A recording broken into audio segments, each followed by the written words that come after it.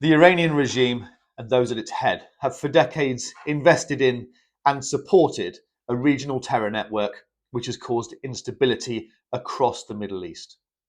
Its support for Russian terrorism in Europe has sown misery across the civilian population of Ukraine.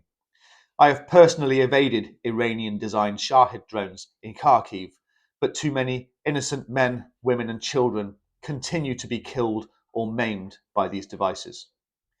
It was recently reported that security services had tracked over 20 potentially lethal Iran-backed plots in the UK, and only this morning, 4 men were arrested in the UK on suspicion of spying for Iran. Through its morality police, Iran enforces the strictest interpretation of Islam upon its people, most notably upon women. It maintains a policy of physical abuse and torture of women who stray from their strict dress code, and has been particularly brutal to those who have taken a public stand against the hijab, including instances leading to life-changing injuries and death. Public unrest has been answered with the execution of tens of thousands of Iranians desperate for change, including most recently this year. The death of Ayatollah Khomeini should be met with relief by liberal-minded people around the world, and not least by Iranians. But what follows could be worse. I can envisage circumstances by which I could have supported military activity. If I was convinced of a long-term strategy to install a democratic government in Iran run by Iranians for Iranians, then I could conscionably have supported such a plan.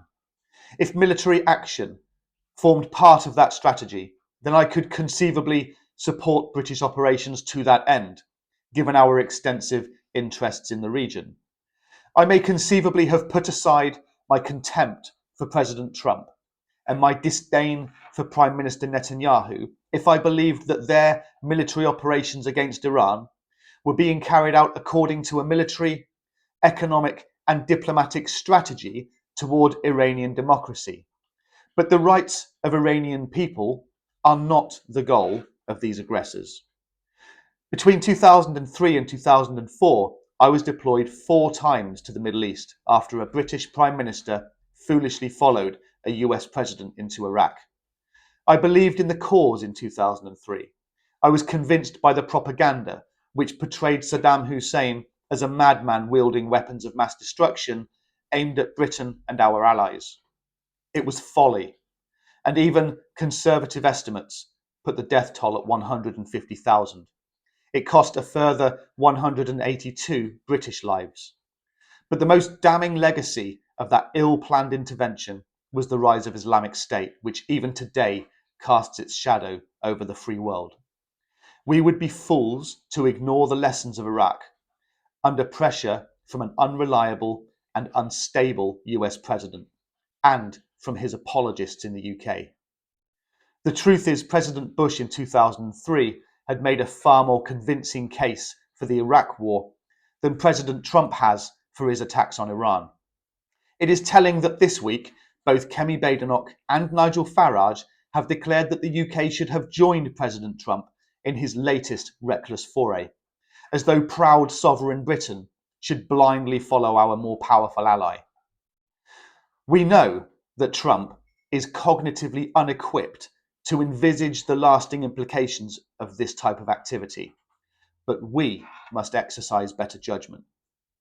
Only 6 weeks since he ignorantly and unforgivably disparaged the contribution of British troops to the ISAF campaign in Afghanistan, this week Trump casually dismissed the deaths of American troops as the way it is. It is the way it is because Trump decided so. Badenoch and Farage want to put British troops on the line for blind loyalty to a man this emotionally illiterate. Our people are worth more to me than they are to Trump, Badenoch and Farage. This is not a political game. This is about lives. I have seen the human cost in Ukraine. I have been the human cost in Iraq. The UK must play no offensive role in this latest US folly. The attack on British sovereign territory in the Mediterranean by an Iranian proxy was deliberately designed to widen and drag us into this conflict. We must resist.